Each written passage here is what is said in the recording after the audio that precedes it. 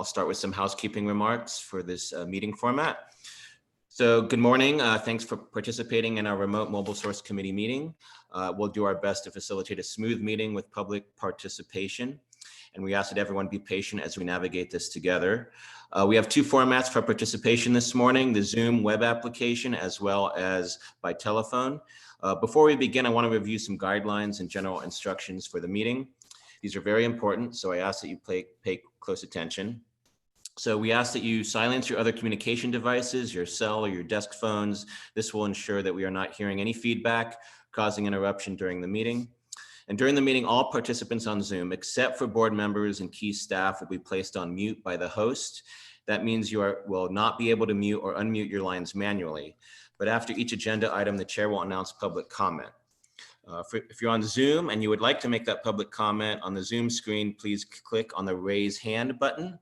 This will signal to the host that you would like to provide public comment, and you'll be added to the speaker list. If you are using Zoom on your smartphone, just tap the raise hand button on the bottom of the screen. If you're using the phone line only, you can dial *9 on your keypad to signal that you would like to comment. Your name will be called when it is your turn to comment, and the host will unmute your line automatically. So please note, you can hang up or leave the Zoom meeting at any time. We ask that you adhere to the speaker time limit. You treat others with courtesy and civility. Rules prohibiting the use of signs or posters remain in effect, even for video participation. Profanity, discriminatory comments, or obscene gestures are prohibited. Disorderly, unruly, or aggressive behavior that infringes upon the rights of others or disrupts the meeting is also prohibited. And if any violation of these rules can result in your mic being muted, video shut off, or being dropped from the meeting. That concludes the opening comments, Dr. Burke.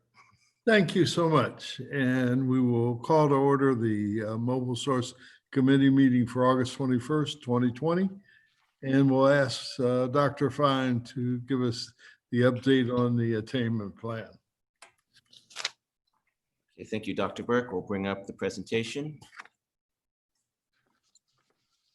Before we get started, as the committee members remember, over the past several months, we've been talking to this committee about the trends and our status in terms of air quality in the basin, in both ozone and our PM standards. And while ozone remains a significant challenge for us, as we've talked before, I think anyone looking at the trends and where we are in terms of the particulate matter standards would say that it has been a huge success story. Since the first standards were set and measurements began about 20 years ago, we've cut levels significantly by over 50%, and we've either attained standards or on the verge of attaining standards for PM as of today. So this presentation will give a little bit of background, that some of which you've seen before, but also talk about the implications of missing our deadline in 2019 and what we're planning to do going forward in terms of Clean Air Act requirements, state implementation plans. So next slide, please. So again, we'll start with some background on air quality data and our progress, but also talk about our approach for meeting the EPA requirements for the state implementation plan. Next slide. So these are the PM2.5 standards. The first PM2.5 standards were set back in 1997, and we actually attained those standards actually ahead of time, 2 years ahead of time in 2013. But since that time, new scientific evidence comes out, and the EPA has set some tighter standards. So that's the standards that are in effect today. The 24-hour standard of 35 micrograms per cubic meter and the annual standard of 12 micrograms per cubic meter. On the slide, you see the deadlines for those standards. So the annual standard we have until 2025 as a serious non-attainment area, but the 24-hour standard had a deadline of 2019. So that's what we're going to be discussing today. Next slide. So one thing to remember when we're determining whether the basin meets attainment or is a non-attainment is it's based on actual monitoring data. And it's actually based on a 3-year average of monitoring data. And we call that 3-year average the design value. So I'll use that term throughout the presentation. The design value is the number, it's a calculation that yields a design value, and that's the number that's compared to the standard. In this case, 35.4 is the standard. And the other thing to remember is that for PM2.5, it's a 24-hour daily standard, and the design value is not based on the highest level that's observed in a year, but it's based on what's the 98th percentile of all the data at any given site. So essentially it comes down to the 8th highest reading at any given site is what goes into the calculation. That's if you're doing everyday sampling. Some sites do every 3rd day sampling, so then the 98th percentile actually equates to the 3rd highest reading. Next slide. So let's look at our design values through 2019. So the 2017 through 2019 period are the 3 years that would be averaged to compare to the standard for our 2019 deadline to attain the standard.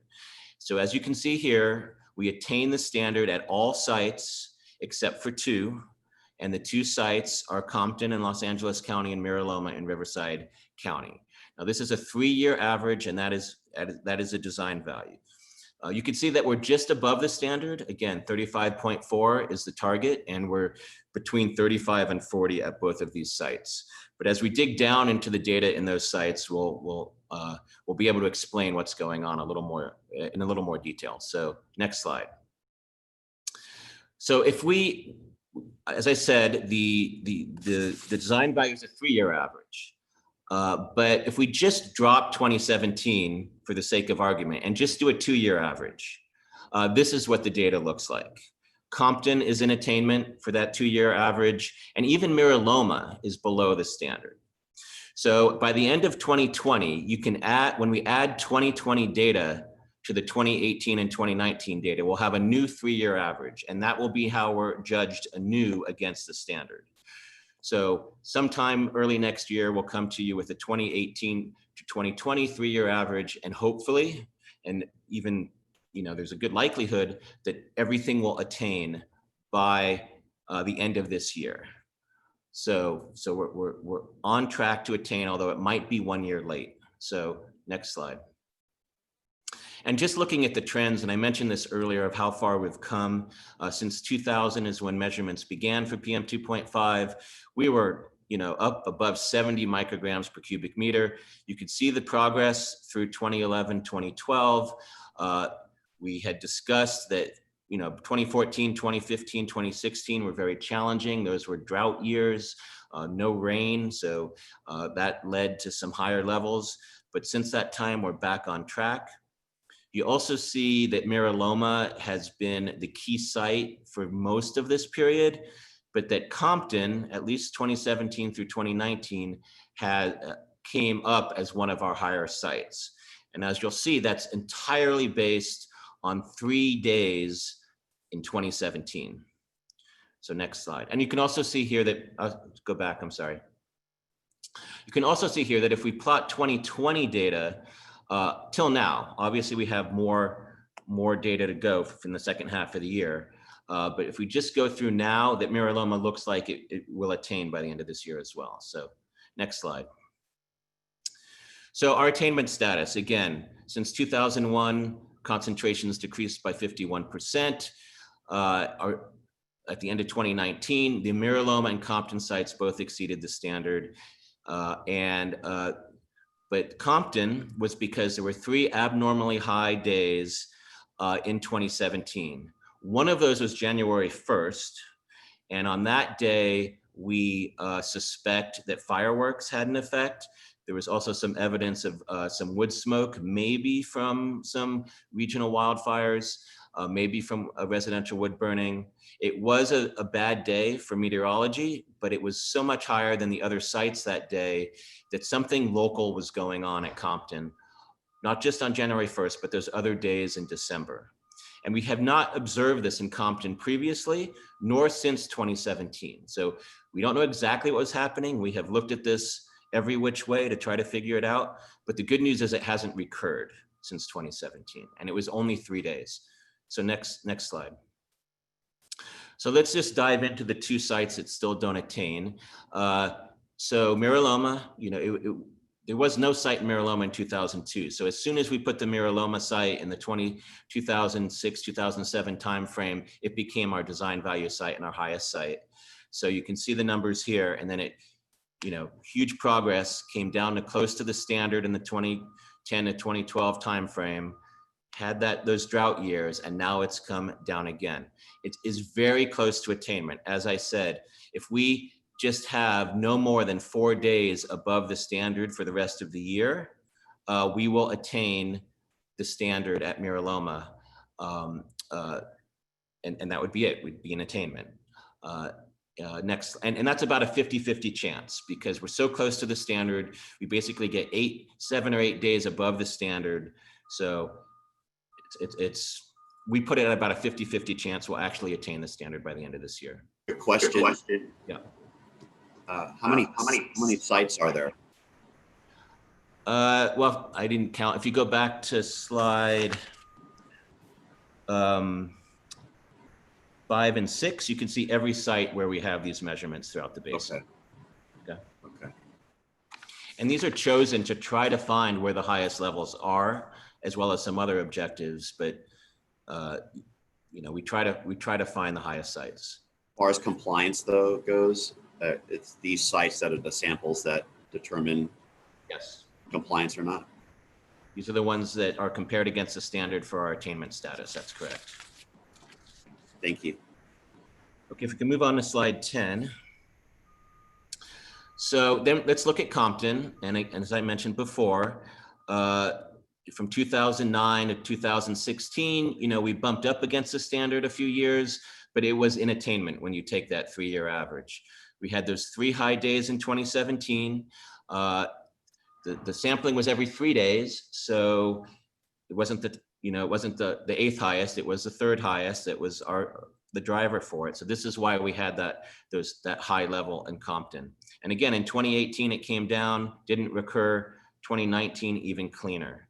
So in this case, by the end of this year, if no more than 7 days are above a level of about 45, we will attain the standard. That is extremely unlikely. In fact, we're 99-point-something% sure that Compton will attain the standard by the end of this year, unless something very, very unusual happens. So we're looking by the end of this year that Compton will attain, and Miraloma has a very good chance of attaining by the end of this year. So keep that in mind when we talk about our planning approach. Next slide. So what happens when we don't attain? So 2019 was our attainment year. We didn't quite make it. We were very close. So what happened is EPA publishes, and they already proposed a failure to attain finding. They proposed it. They will likely finalize in the next few months. What that means is that we will have a new plan revision due to EPA by the end of the year. Another implication is we recently put some Clean Air Act requirements for contingency measures into our Rule 445, which is our wood burning rule. So there's that failure to attain will trigger the first one of those triggers, which will tighten up that rule just a little bit. We'll be calling a few more no burn days at a lower curtailment threshold based on the forecast. But in any case, we do have a revision due to EPA by the end of the year. We won't know whether we attained or not, even though we think we have a pretty good chance of attaining. So we're pretty much obligated to submit this. And if we attain, then this may become moot, but we are going to work on a plan and try to get it in EPA on time, even though it may be moot if we can get an attainment finding and the data is clean. So next slide. So what are the key requirements of missing this deadline and what needs to be in the new plan? Again, the Clean Air Act does allow for an extension of the deadline for this standard, but a few additional things kick in. So one is, under the Clean Air Act, you have a 5% emission reduction requirement for PM2.5 or one of its precursors.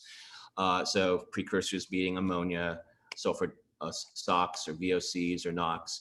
We actually meet this requirement because our existing regulations are already, as we implement them, achieving more than 5% per year of NOx reduction. So this is already met through existing regulations.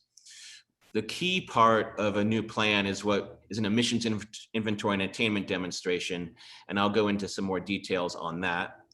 You do have to develop a control strategy if needed to propose additional measures to bring you into attainment. And you do have to implement, all feasible measures. There's other requirements for further progress and milestones. And again, contingency measures come into play, but we anticipated this when we amended 445. So those contingency measures have already been included in Rule 445. Next slide. So here's the approach. Because Compton had those anomalous readings, and the traditional way of doing inventories and attainment demonstrations pretty much rely on you having a good handle on what is causing the air quality problem regionally, then those traditional methods don't work for Compton. We were very sure it was a local phenomenon going on, and our traditional attainment approaches are regional. We try to get regional reductions across the entire basin. Those are not going to bring Compton into attainment. Compton would need local reductions if it was even in non-attainment, which again, by the end of the year, we think it will attain. So the Clean Air Act does allow us to use a different approach for situations like this. They call it a weight of evidence approach or an air quality trend analysis based on monitoring data. So, but the traditional, what we call chemical transport modeling and inventory work is not appropriate for this site. So for Compton, we'll be using an alternative demonstration, looking at the data, obviously looking that, 2018, 2019 were not above the standard and that it'll likely attain by the end of the year. So we can show Compton will attain using this approach. And again, it will likely be an attainment before EPA even considers this plan. So having a plan to bring Compton into attainment, probably won't even be necessary. But the next slide is from Miraloma. Slide 14, please. That we will use our traditional approach with the modeling and the inventory and seeing if the controls, if we need any additional controls. Now, our preliminary analysis indicates that with all the rules we've already adopted, and again, there's a lot more in the pipeline that will get even more reductions, we should meet the standard. And that is because we are so close already. We might even meet by the end of this year, but then we still have rules that are being implemented. Most notably is the CARB's truck and bus rule, which still will get significant NOx reductions in 2023. So these NOx reductions don't only help us attain ozone standards, they are very significant for PM, because a big portion of PM is ammonium nitrate, and that nitrate comes from NOx formed in the atmosphere. So NOx reductions also help us greatly with our PM problem. So we'll analyze to see if additional measures are needed to ensure that we get to attainment, but it looks like right now that what we have, our existing programs will get us there based on this traditional modeling approach. I believe that's my last slide, and I'm happy to answer any, sorry, one more slide. So we need to develop that plan because we have this due date at the end of the year. And again, the attainment strategy will be based on Miraloma. We'll have the alternate approach for Compton. And we do believe that this plan will show attainment very soon. And again, the plan may be moot if we attain by the end of this year, but it does take time for EPA to make those findings to actually make this plan moot. We will closely monitor these PM levels in 2020. We're already doing that. We have to look at these exceptional events because wildfires and fireworks are considered exceptional events and are excluded from the calculation.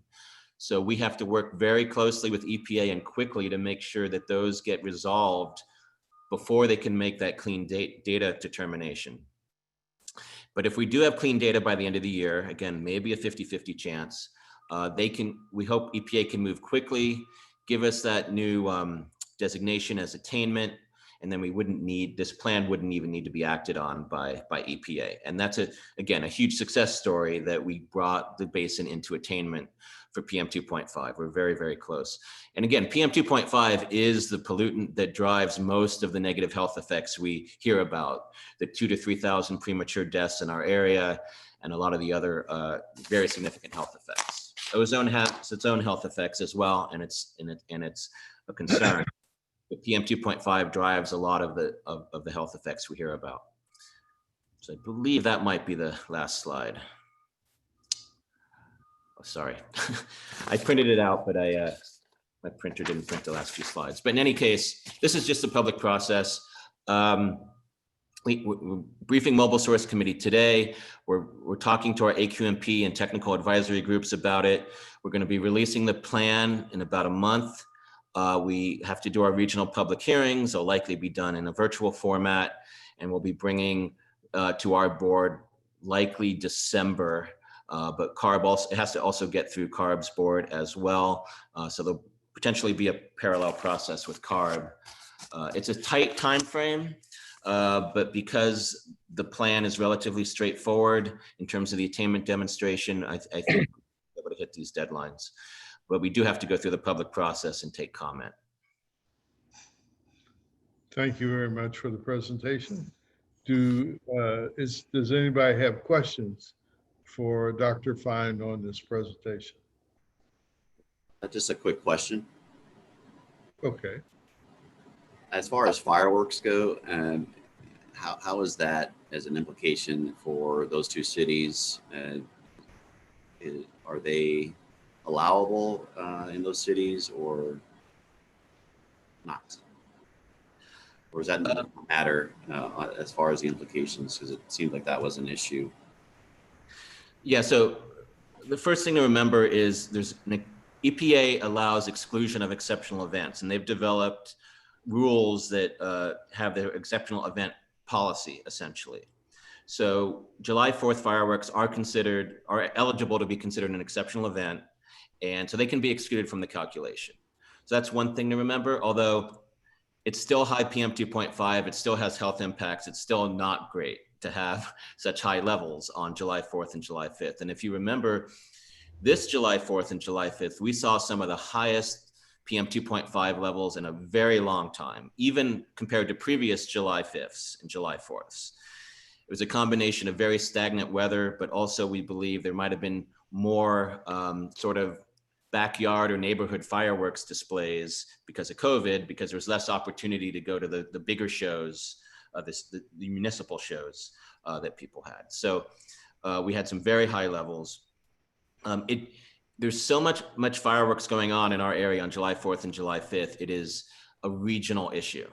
So even if Miraloma, the area around Miraloma didn't allow or did allow it, it is heavily impacted by all those upwind fireworks being transported inland. It's same for Compton, same for every site, right? So there's so much of it that it is regional, and what's happening locally could be important, but is probably not as important as the regional impacts.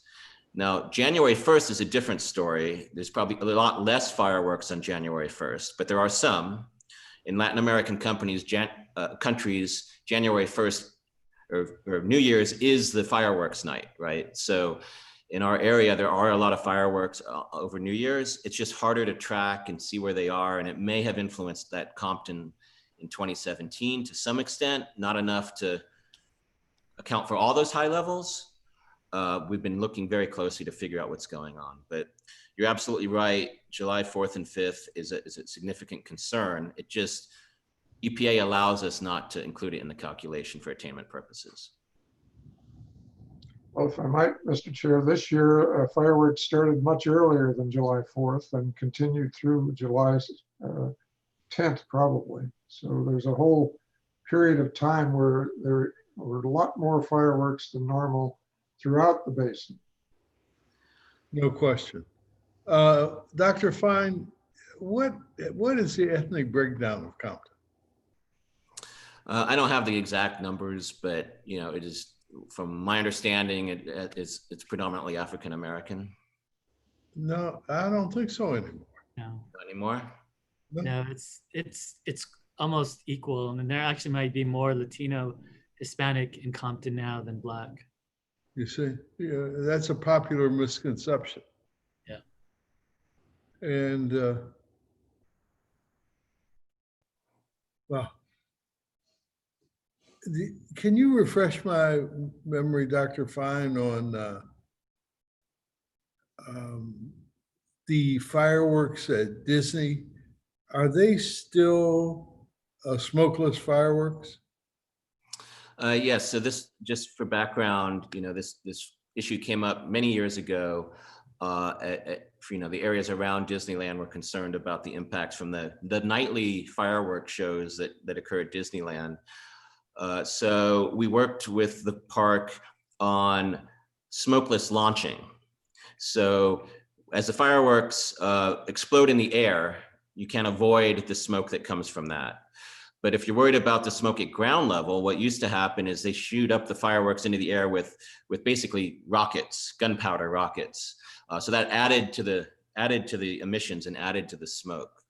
So what they developed was a pneumatic or air launch system that's basically smokeless at the ground level to get the fireworks up in the air, and then they explode up in the air. So it's not completely smokeless, but it definitely makes a big impact on the ground level smoke nearby, because you don't get the smoke until it's high in the air. And what they found, was that in terms of timing of fireworks shows, they try to time the fireworks to the music. It's much easier to do with a pneumatic launch system where you can time it exactly versus lighting fuses and trying to get your fuse lengths exactly right. And actually this, pneumatic launch has been adopted almost everywhere. There are major fireworks shows because they can get that timing more precise. Okay. I just thought some of the newer board members might like to have that information. Chairman Burke, Yes. I get this publication of LA County cities, and it shows that the city of Compton is 66.8% Hispanic and 30.4% African American. I stand corrected. From 2020. Yeah. Yeah. You don't have to apologize for 99% of the people around think exactly like you do. It's a new demographic. Any other questions on this item for Dr. Fine?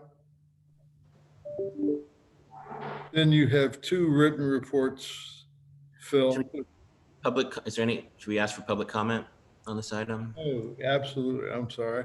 Ron, do we have any public comment? We do not have any public comment. All right.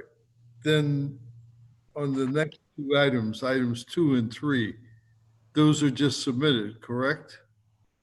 Yeah, no presentations. Okay. Then on other matters, do we have any other business before the committee? Dr. Burke, we need to ask for public comment on the written reports as well. Oh, okay. Is there any public comment, Ron, on written reports? No public comment. Okay. How about, is there any other business before the committee? Is there anybody in line for public comment, period, Ron? No, Dr. Burke, there's no one for public comment. Okay, then until Friday, September 18th at 9 a.m., we'll adjourn the Mobile Source Committee.